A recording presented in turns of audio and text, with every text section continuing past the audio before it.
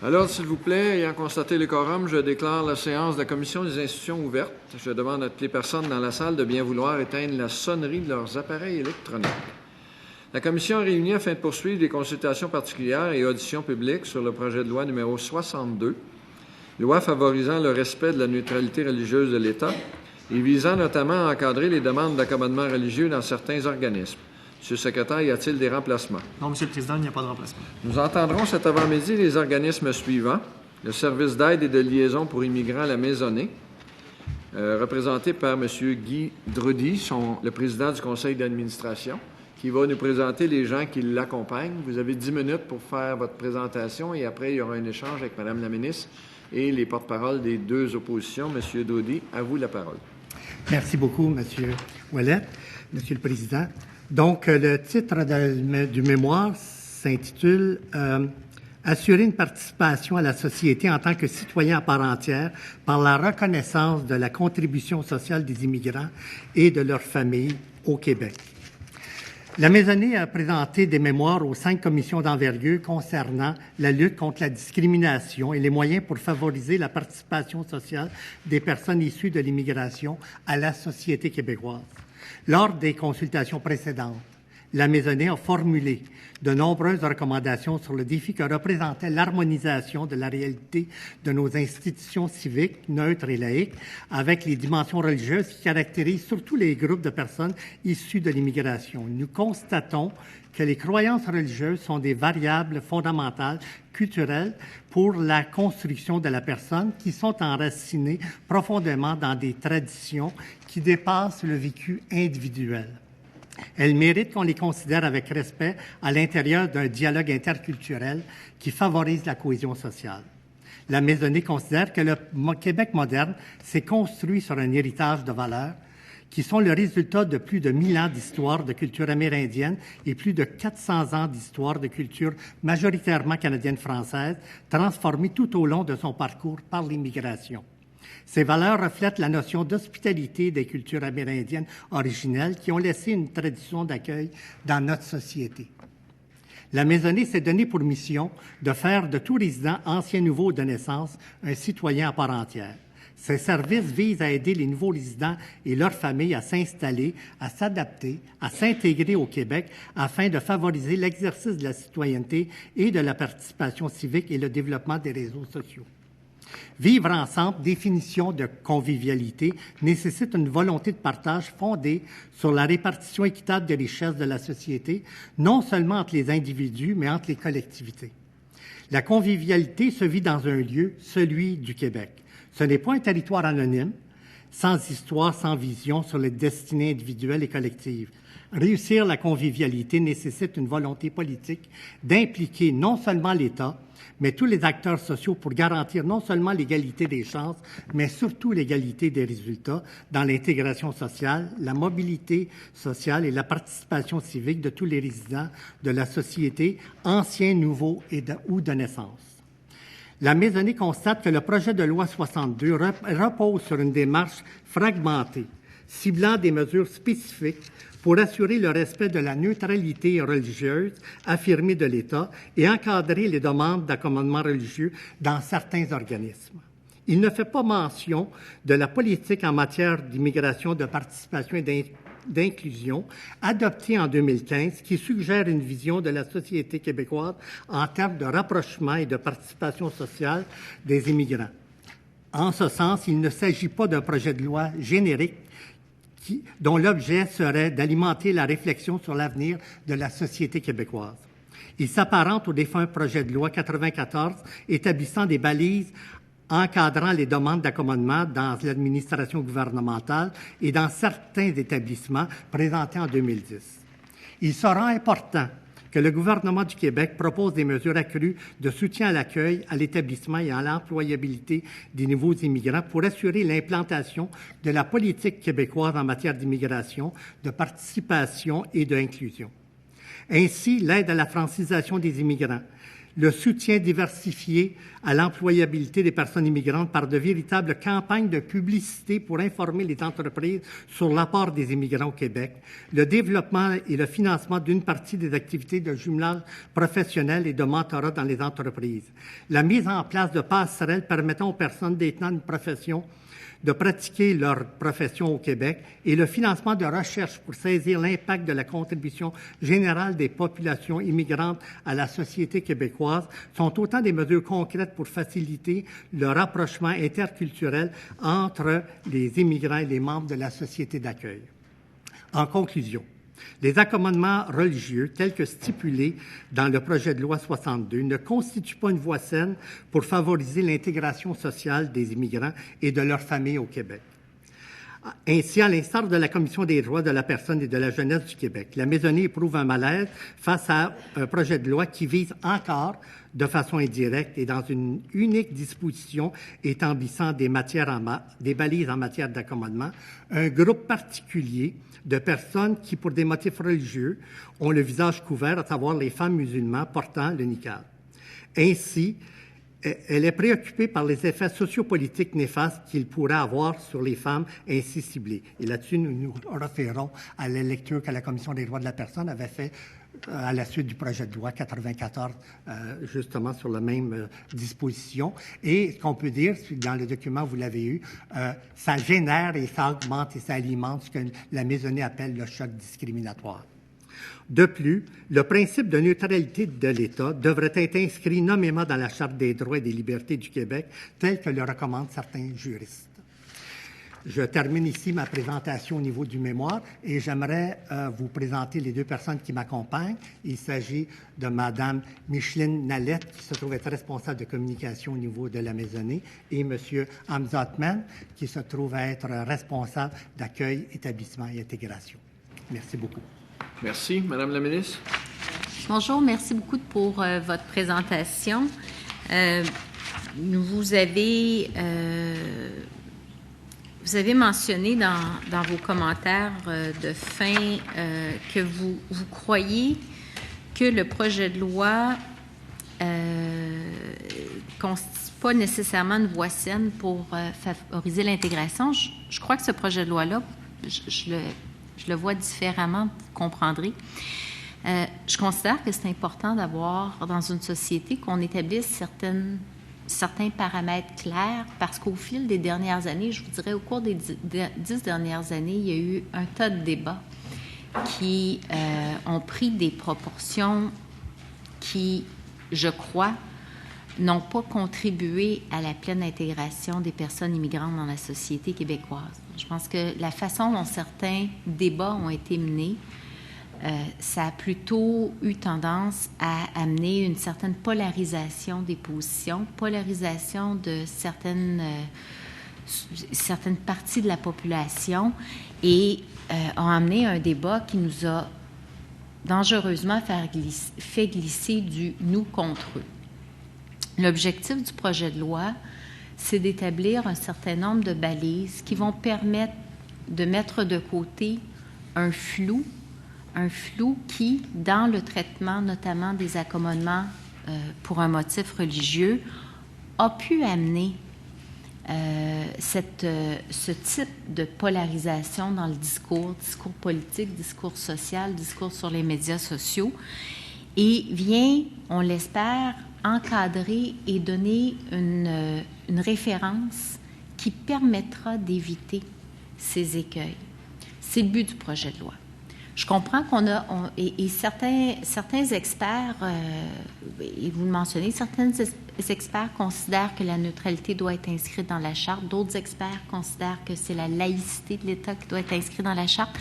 Pour nous, il est important d'avoir cette déclaration à l'effet que la prestation de service doit être empreinte de neutralité. Donc, la prestation d'un service de l'État ne soit pas teintée par l'appartenance religieuse ou la non-appartenance religieuse de la personne qui demande de recevoir le service, mais aussi par celle de la personne qui s'apprête à recevoir le service. C'est un peu la philosophie qui nous a amené à déposer un projet de loi qui, je considère être un juste équilibre. Certains considéreront qu'il est trop timide.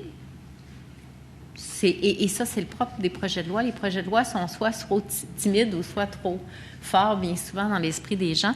Mais nous, on arrive avec une position équilibrée. Lorsqu'on regarde, par exemple, les recommandations du rapport Bouchard-Taylor, le gouvernement en a mis en place plus de 80 %. On s'est inspiré aussi beaucoup de ce qui ressort dans Bouchard-Taylor et pour apporter ce projet de loi-là. Donc, je tenais à vous expliquer un petit peu, à mettre la table puis vous expliquer de quelle façon ce projet de loi-là est arrivé.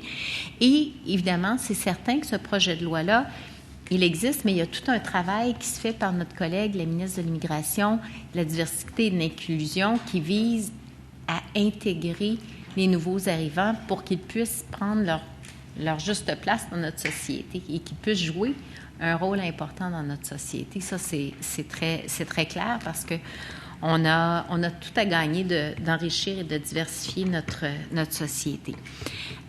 J'aimerais vous entendre, vous qui, au quotidien, travaillez auprès des nouveaux arrivants, travaillez auprès de l'immigration.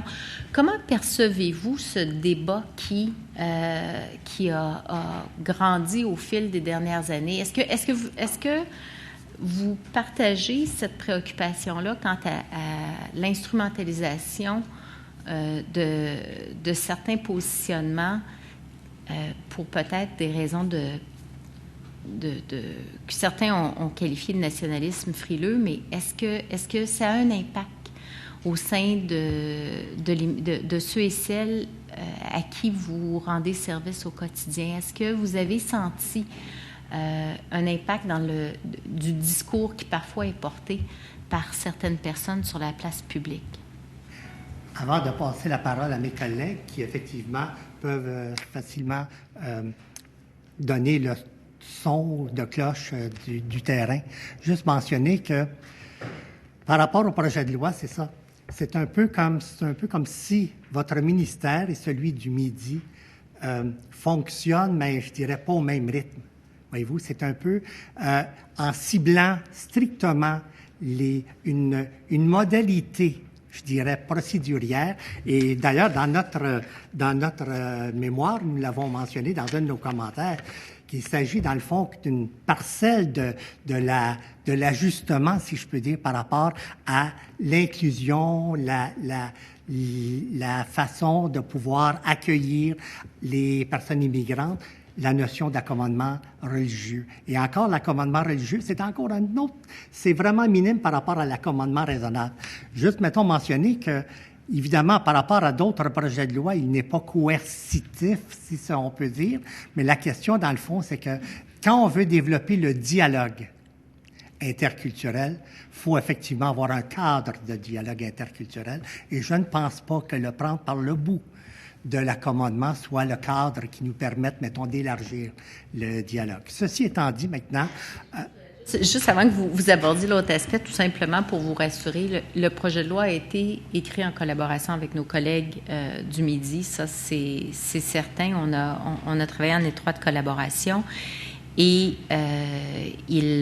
nous avons justement tenté de répondre à certaines, parce qu'il y a dans le projet de loi des réponses à certaines recommandations du rapport Bouchard-Taylor, pas toutes, mais certaines. Et le travail s'est fait en collaboration pour tenter justement que la rédaction soit en symbiose avec les réalités aussi, en harmonie avec les réalités du terrain, tout en venant répondre à l'encadrement, à la mise en place de balises qui étaient nécessaires, puisqu'actuellement, la jurisprudence sert de guide et la jurisprudence n'est pas connue de tous et de toutes. Alors, je pense que c'était une façon de répondre à ce qui, pour plusieurs, était flou et amenait des réponses parfois qui n'étaient pas adaptées. Et le projet de loi vient répondre en balisant de façon législative des principes déjà établis par la jurisprudence. Et justement, et dans ce sens-là, je pense que nous, on suit Bouchard-Taylor en disant que sur la notion de laïcité, sur la notion de pouvoir, mettons, neutralité religieuse, il faut effectivement comme être en mesure d'avoir ce qu'on appelle une étude plus approfondie, ce qu'on souhaitait, dans le fond, avoir peut-être un petit peu plus lors de notre échange. Maintenant, vous avez posé la question de la polarisation. Est-ce qu'à l'intérieur de nos services, on vit cette polarisation et si jamais elle est présente, comment on l'aborde? Juste mentionner que la maisonnée se trouve à être, parmi d'autres, mais entre autres, des artisans de l'interculturel, du dialogue interculturel. Donc, juste donner, mettons, le cadre, la maisonnée, en travaillant à l'intérieur d'une vision sociale inclusive qui permette, mettons, la participation en tant que citoyen par entière, mais je pense que ça nous donne beaucoup plus d'outils pour pouvoir justement nous ajuster par rapport à ce qu'on appellerait aujourd'hui, de ce qui est ciblé, l'accommodement religieux. Évidemment, le principe de neutralité s'applique dans nos services, ça va de soi. Mais je vais passer la parole à M. Hartmann, qui est le responsable. La question que vous avez posée est très pertinente, Madame la Ministre. Alors, bonjour et merci de nous permettre de nous exprimer aujourd'hui dans cette commission.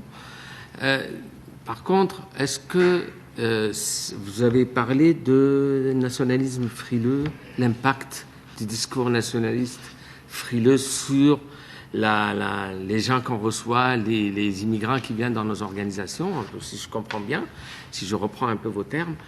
Je dirais, les immigrants qui arrivent ont d'autres préoccupations que de voir ces problématiques au début quand ils viennent s'installer au Québec. Par contre, on voit l'impact de cette problématique, si je peux l'appeler comme ça, entre guillemets, sur l'autre côté sur la population que reçoit. La société d'accueil, ce n'est pas seulement les instances gouvernementales, ce n'est pas seulement le gouvernement du Québec, ce n'est pas nos organisations. Nous, on est des acteurs parmi tant d'autres. La société d'accueil, c'est la société civile. Et cette problématique se répercute sur cette société civile. Et c'est là où on voit que, au lieu de faire... Nous, on travaille énormément, comme disait M. Doudy, dans le rapprochement interculturel. Et c'est notre dada, si je peux appeler ça comme ça. Par contre, on a de la difficulté, lorsque ce genre de problématique vient, on a de la difficulté à faire du rapprochement interculturel, à travailler dans ce sens-là. Et c'est je pense, le manque à gagner, le manque qu'il faut faire, c'est dans la sensibilisation de la société d'accueil sur l'apport et l'accueil des immigrants au Québec. C'est là où le bas blesse, si je peux m'exprimer comme ça. Je ne sais pas si je reprends votre question, Madame la Ministre. Autrement dit, notre intervention se fait fonctionnellement pour permettre aux personnes immigrantes d'intervenir et de participer à notre société. Cependant, on voit ce qu'on appelle un terme qui est utilisé, le revers ou le backlash ou l'effet pervers. Et c'est dans ce sens-là que notre dernière recommandation, en fait, disait, écoutez, à force de toujours cibler les accommodements religieux, mais ça crée une méfiance indue auprès d'une population nouvellement arrivée ou d'une population qui est déjà arrivée depuis longtemps, mais qui a une foi différente, autre que celle de la majorité, quoique aujourd'hui, la foi de la majorité, on dit que c'est beaucoup plus l'athéisme. Mais donc, ce que je veux juste dire, c'est que à quelque part, ça multiplie les obstacles d'intégration sociale au niveau des logements, d'intégration au niveau de l'emploi, d'intégration quelquefois à l'école, en d'autres termes, et peut-être d'intégration à la fonction publique. Dans les études que j'ai réalisées personnellement, on avait effectivement cette crainte parce qu'on disait, peut-être que je suis pas en mesure de pouvoir tout anticiper que les difficultés que ça pourrait m'apporter si j'ai quelqu'un d'origine autre qui est aussi de religion autre.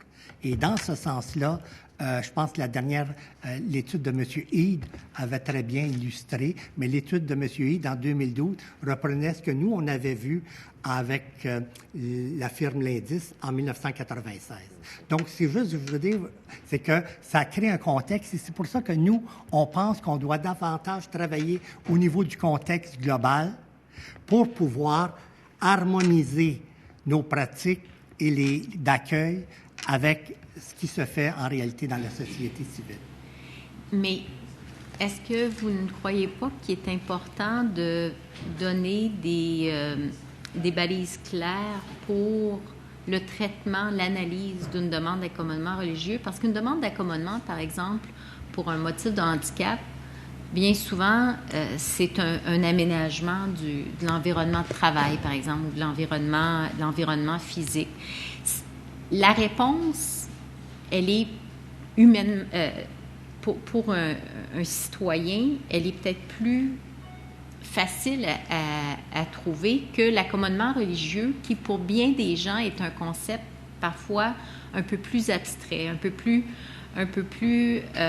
difficile à gérer pour l'administrateur, qui n'est pas, dans bien des cas, familier avec la demande d'accommodement qui est sollicitée. Donc, est-ce que vous ne croyez pas que c'est important? L'objectif n'est pas de stigmatiser qui que ce soit, au contraire, mais d'outiller celui ou celle à qui une demande sera formulée afin d'analyser, de donner des paramètres qui permettront de répondre assez rapidement à la demande. Mais là, je manque de temps, je suis désolée.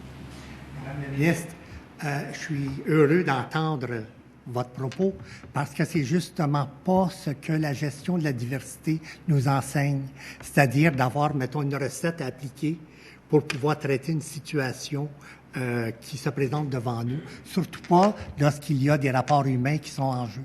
Donc, ce que je veux dire par là, c'est que pour avoir enseigné la gestion de la diversité à plusieurs professionnels, ce qu'on doit avoir, c'est d'avoir davantage un cadre qui permet, mettons, de créer un climat de la diversité, un climat organisationnel qui va nous permettre, mettons, de favoriser une intégration, une participation. Et quand vous dites que c'est peut-être moins tangible, ça, je vous suis là-dedans, par exemple, un accommodement religieux qu'un accommodement relié au handicap, il en demeure pas moins que les principes, selon M. Pierre Bosset, anciennement de la Commission des droits de la personne, sont sensiblement les mêmes. Et dans ce sens-là, on les retrouve dans le projet de loi. Nous, dans le fond, je veux dire, on l'observe, mais on dit que ça ne doit pas être cela, et on ne pense pas que ça va améliorer les rapports à l'intérieur d'une organisation. Et je peux vous dire que j'ai pratiqué la gestion depuis 40 ans, et si je ne me fiais que sur mes principes directeurs, le climat serait, à mon sens, négligé. Donc, c'est pour ça que je trouve que c'est important de donner des pistes qui permettent aux gestionnaires d'avoir ce qu'on appelle un éventail d'outils. Et la maisonnée travaille justement en employabilité, aller dans ce sens-là. Et je terminerai juste en mentionnant que il est important de faire valoir ces pratiques-là. Et je pense que, malheureusement, que ce soit à travers les médias ou à travers nos projets de loi, on cible trop ce qui pourrait faire peur, ce qui pourrait faire craindre. Et nous, dans le fond, on est dans un champ un recadrage plus élargi. Merci. Madame la députée de Taschereau. Merci, M. le Président. Bonjour, Mesdames, Messieurs de la Maisonnée. Je suis très heureuse de vous accueillir. On est devant deux grandes tendances au Québec actuellement, qui sont souvent représentées, qu'on retrouve aussi ces tendances à l'intérieur des partis politiques. Intervenir ou ne pas intervenir. Il y a une chose qui est... Des fois, je me demande si c'est pas pire de ne rien faire, parce que c'est ça, moi, à mon avis, qui fait que les gens se mettent à avoir peur quand ils sentent qu'ils sont dans un univers qui n'est pas contrôlé ou qu'il n'y a pas des balises claires. Et c'est là que ça s'enflamme. Moi, je pense qu'on doit, à un moment donné, se doter comme société de balises. Non pas de règles qui font que tu es obligé d'appliquer, pas nécessairement un cadre formatif très serré, mais de plus en plus, si certains parlent de montée d'intolérance ou des choses comme ça, c'est à cause d'une certaine incompréhension, parfois, face aux valeurs culturelles portées par les gens qui sont différents de nous, qui arrivent, ça dépend des valeurs. Et l'autre chose, ça vient aussi des fois d'une non-connaissance, de l'ignorance. Ces débats-là sont sains. D'ailleurs, vous avez participé à plusieurs débats, vous étiez là, Bouchard est là, j'ai remarqué. Vous dites d'ailleurs dans votre mémoire une chose qui est importante en conclusion. Je vais la dire je vais la répéter parce que pour moi, elle correspond à quelque chose de fort. c'est qu'il faudrait proposer des mesures accrues de soutien à l'accueil, à l'établissement et à l'employabilité des nouveaux immigrants. L'employabilité, l'intégration passe par l'employabilité très, très, très souvent. Ça, c'est fondamental. Puis, à mon avis, le Québec n'a pas assez donné de ce côté-là. Le Québec n'a pas assez travaillé dans cette matière-là. Maintenant, il y a quand même des choses dans votre mémoire qui sont intéressantes que je désire soulever. Ma mémoire est intéressante en soi, mais chaque parlementaire y voit des choses qui l'allument. Moi, vous avez assisté à Bouchard-Taylor, vous avez déposé un mémoire, et vous en relevez 2 points qui auraient dû être retenus d'après vous. Un, la laïcité, définir ce qu'est la laïcité. Vous ne dites pas toutefois si elle devrait se retrouver dans cette loi. Ça, j'aimerais ça que vous me répondiez à ça. L'autre, c'est que vous dites, de Bouchard-Taylor, on aurait dû conserver l'interdiction de port de signes religieux par les agents de l'État. Intéressant, c'est pas dans cette loi. Mais vous ajoutez même par les présidents et vice-présidents de l'Assemblée nationale. Alors, j'aimerais ça vous entendre jaser là-dessus. Donc, très exactement, nous, on pense qu'il doit y avoir un débat un petit peu plus structuré, non pas sur une piste qui va être plus, mettons, une modalité d'intervention. La discussion autour je dirais, des accommodements religieux, mais sur la laïcité de l'État, oui, je veux dire ça, je pense que, et d'ailleurs, dans Bouchard-Taylor, on parlait vraiment de laïcité ouverte, donc qui donnait un peu qui faisait comme un suivi de l'historique du Québec. Remarquez que l'histoire du Québec, dans nos débats actuellement, à part de la vision un peu, là, je dirais, associée à la religion, elle n'est pas vraiment approfondie, là, je veux dire, dans nos débats en général. Là, je veux dire, quelle a été la tendance? Dans le fond, est-ce qu'on va parler de laïcité ou de déconfessionnalisation? Et est-ce que, finalement, notre société est-elle vraiment laïque? Et jusqu'à quelle mesure la Charte canadienne et la Charte des droits et libertés nous amènent à tenir compte des accommodements, des ajustements, comme vous avez dit? Et dans ce sens-là, le débat qui est proposé par Bouchard-Taylor, ça m'apparaît important de pouvoir le faire, le développer et en faire une grande réflexion qui va nous permettre d'avancer un petit peu plus sur un terrain un petit peu plus solide que celui du sentiment et de l'opinion. Ceci étant dit, oui, les officiers de l'État qui sont en position d'autorité, notamment lorsqu'ils portent un uniforme, je veux dire, je pense que oui, ça c'est quelque chose qu'on considère qui devrait être sans manifestation religieuse. Donc, dans le fond, il ne devrait pas avoir de signe religieux. Et dans ce sens-là, oui, ça, on suit Bouchard-Taylor à l'intérieur de cela. Pourquoi? Parce qu'il y a une question d'autorité. Et donc, les officiers en position d'autorité doivent afficher au-delà, puis c'est pas juste dans ce domaine-là, mais dans d'autres domaines aussi, doivent afficher au-delà ce qu'on appellerait un fondement de crédibilité, si je peux dire. Donc, c'est un peu... Je m'arrête là-dessus. Maintenant, je vais laisser la parole. Oui? Excuse-moi. En parlant de définition de la laïcité, on ne va pas la définir ici. Je veux juste on a repris quelques notions, nous, au niveau de la laïcité fermée selon la loi de 1905 en France.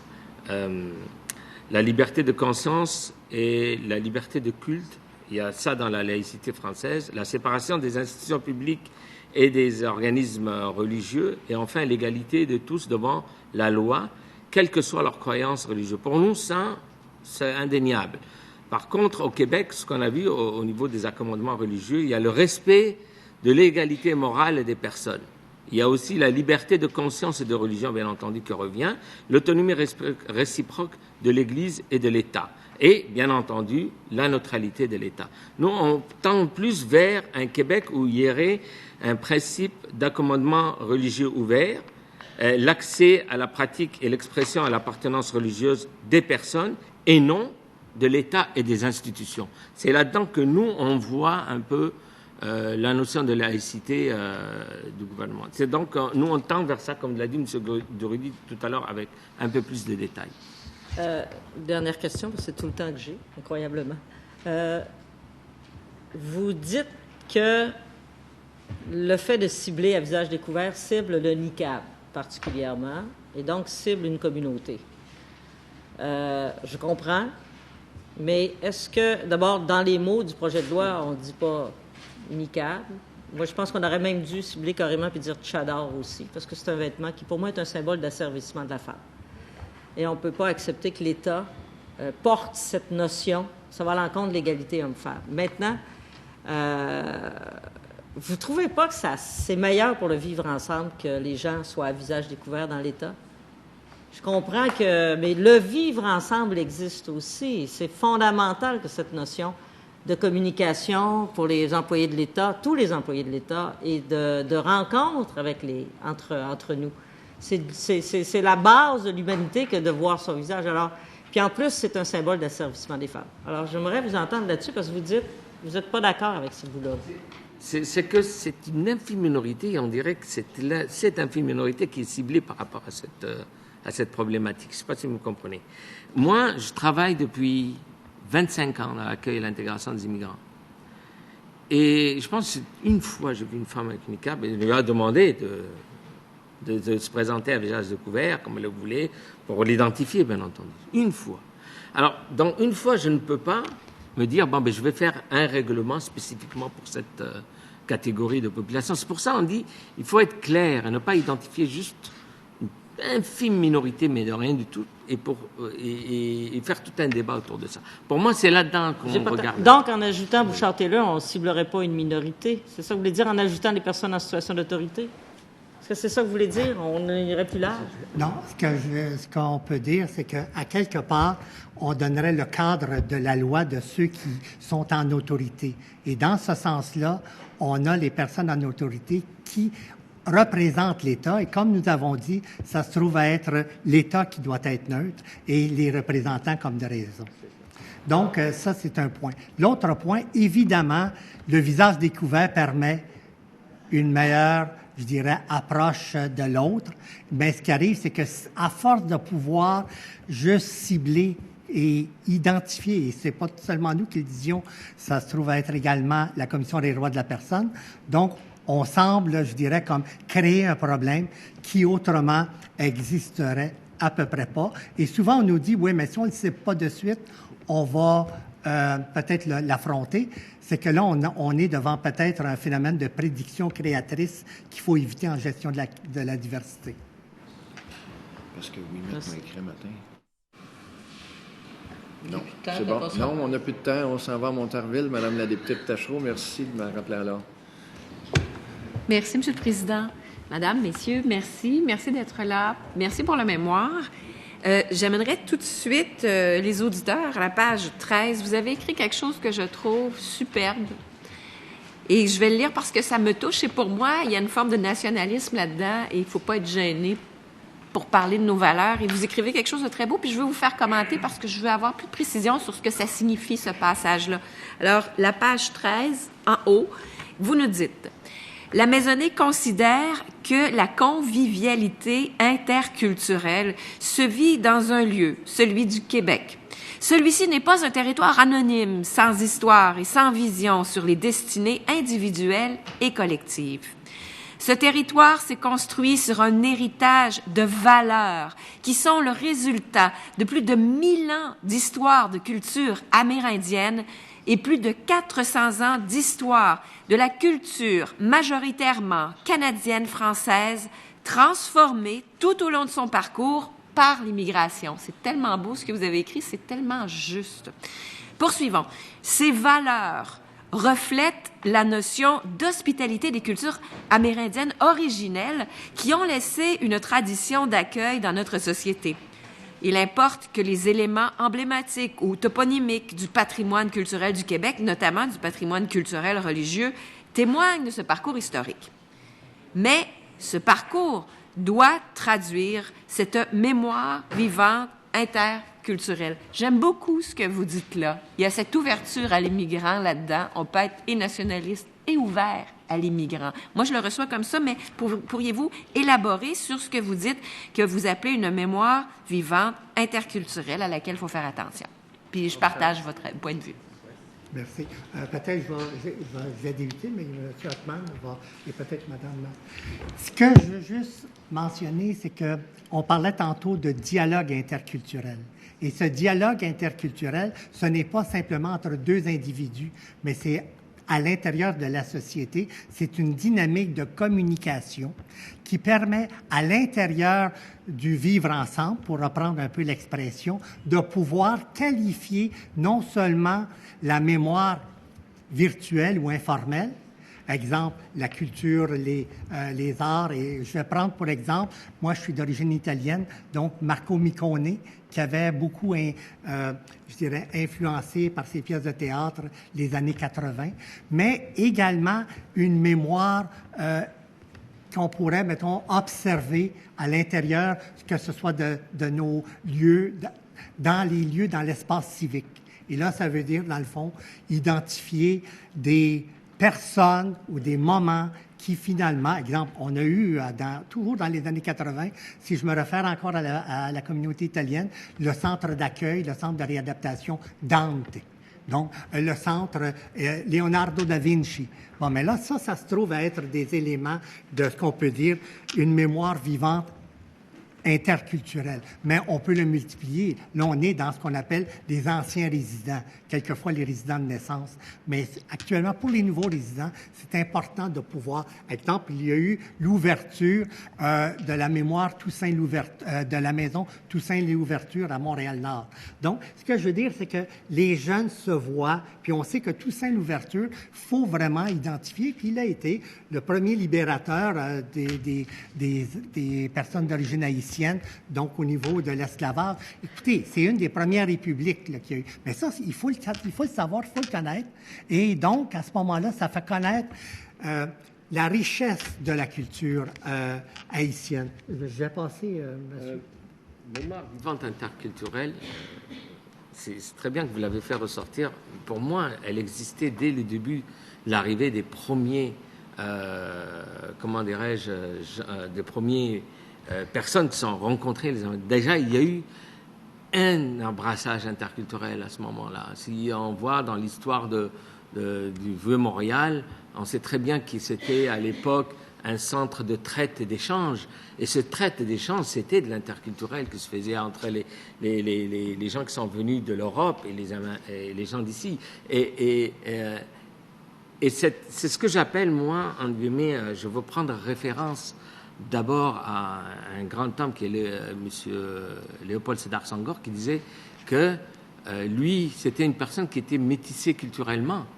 Mais je pense au-delà du métissage culturel qui déjà existait au Québec ici, où d'autres personnes viennent encore l'alimenter, cette métissage culturel, il y avait aussi le métissage biologique qui a existé ici au Québec. Alors donc, pour nous, c'est ça, cette mémoire interculturelle qui existait déjà, que les gens qui viennent et qui arrivent ici devraient aussi s'en imprégner. Alors c'est cela, en fait, ça reflète un peu ça. Ça nous a fait plaisir, Madame la députée de Montarville. Ben oui, c'est déjà terminé. Monsieur Guy Drudy, Monsieur Ameza Ottman, Madame Micheline Nallette, représentant le service d'aide de liaison pour immigrants à la Maisonnée. Merci d'être venu déposer en commission. Je suspends quelques minutes, le temps de demander à l'Alliance des cadres de l'État de s'avancer, s'il vous plaît.